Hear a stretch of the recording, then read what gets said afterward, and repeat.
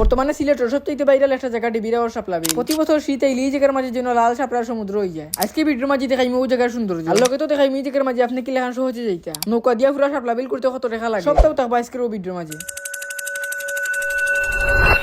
Hello guys, আসসালামু আলাইকুম। কি তো অবস্থা আপনারা? আশা করি সব ভালো আছে। সকাল সকাল আজকে ঘুম থেকে উঠে গেলাম। ঘুম থেকে উঠে রওনা দিলাম সাইকেলে। তবে সাইকেল নিয়ে যাইলাম না শাপলা বিল, সাইকেল নিয়ে যাই মুসুবানি ঘাট পয়েন্ট পর্যন্ত। এখন বাজে প্রায় সকাল 6টা। এক বাইদি সকাল খুব ঠান্ডা বাতাস, অন্য বাইদি অনেক দিন পরে সকাল টাইমে সাইকেল চালাইলাম। এখন কি আমি আছি সুফানি ঘাট পয়েন্ট। সুফানি ঘাট পয়েন্ট থেকে বাসেও যাইবো আমরা শাপলা বিল। বাসে উঠে রওনা দিলাম শাপলা বিলের হতে। সুফানি ঘাট পয়েন্ট আইলে আপনারা অনেকগুলা জাফলঙ্গর বাস পাইলিবা। জাফলঙ্গর বাসে উঠে কইবা যে আমরা শাপলা বিল যাইতাম। আর জনপতি বাইরে আনিছিল 60 টাকা করে। সকাল করে হওয়া দিকে দিকে আমরা এখন দিলাম শাপলা বিলের হতে। শাপলা বিল যাইতে হইলে আপনারা আমরা লাগান সকাল টাইমেও বড় হইছি। সকালে গেলে শাপলা বিল সুন্দর পাওয়া যায়। হরিপুর যাওয়ার পরে ওলাখান চেকপোস্ট পাইলিবা। আগে এখানে মাঝে চেকপোস্ট কিচ্ছু আসিল না, তবে দেশের সার্বিক পরিস্থিতি আর হাত লুটার কারণে এই জায়গার মাঝে চেকপোস্ট বানানো হয়েছে। এটা আমরা সবার লাগে ভালো একটা উদ্যোগ নেওয়া হয়েছে। হরিপুর পার হওয়ার পরে জাফলং রোডের অনেক অংশ রাস্তা ভাঙ্গাও আসিল। অনেকদিন ধরে এই রাস্তাটা ভাঙ্গা, তবে এই রাস্তার মেরামতের কাজ হয় না। এখন কে আসি আমরা সারিঘাটের ব্রিজ পার হয়ে আমরা এখন গেছিলাম শাপলা বিলের হতে। জৈন্তাপুরে হওয়ার পরে তেতে হবার রাস্তার মাঝখানে এরকম ছোট একটা গড় আছে। এই গড়টা নিয়েও আছে অনেক ইতিহাস, তবে এই জায়গার ইতিহাস নিয়ে আমি ইনশাল্লাহ অন্য কোনো দিনের একটা ভিডিও বানাই। জৈন্তাপুর যাওয়ার পরে পাইলাম অসাধারণ একটা ভিউ। এই ভিউ গুলা বর্ষাকালে আরো বেশি সুন্দর লাগে, যেহেতু পাহাড়ের মাঝে মেঘ জমা হয়, সুন্দরভাবে পাহাড় গুলা দেখা যায়।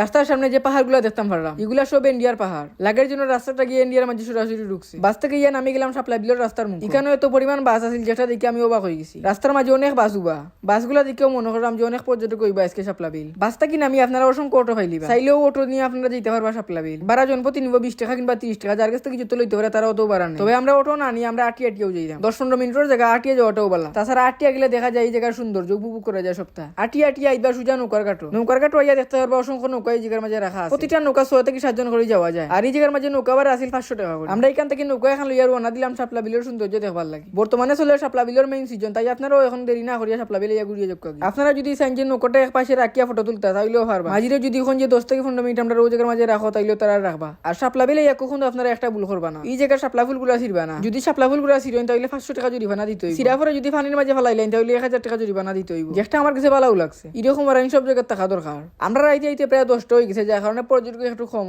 আপনারা যত সকাল আইবা তত বেশি শাপলা ফুল দেখতে পারবা। নৌকার মাঝে আপনারা পুরাটা শাপলা বিল ঘুরিয়া দেখাইবা। শাপলা বিলের ঠিক এক পাশে আছে একটা মন্দির। নৌকাটা মূলত মন্দির পর্যন্ত যায়, তারপরে আবার মন্দির থেকে বেক করা হয়। মন্দিরে গিয়া নৌকা রাখি আপনারা চাইলে মন্দিরের আশেপাশে ফটো তুলতে পারবা এবং ভিডিও করতে পারবা। এই জায়গার মাঝে উবাইয়া দেখা যায় শাপলা বিলের লাল শাপলার সৌন্দর্য।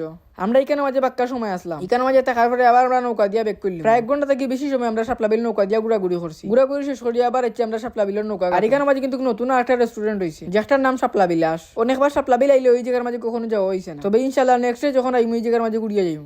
তো শাপলা বিল নিয়ে আজকের ভিডিওটা আমার তখন পর্যন্ত আছে। যদি আপনার মাঝে ভিডিও ভালো লাগে থাকে তো অবশ্যই ভিডিও নিয়ে লাইক এবং কমেন্ট করবেন। সবাই আসসালামু আলাইকুম।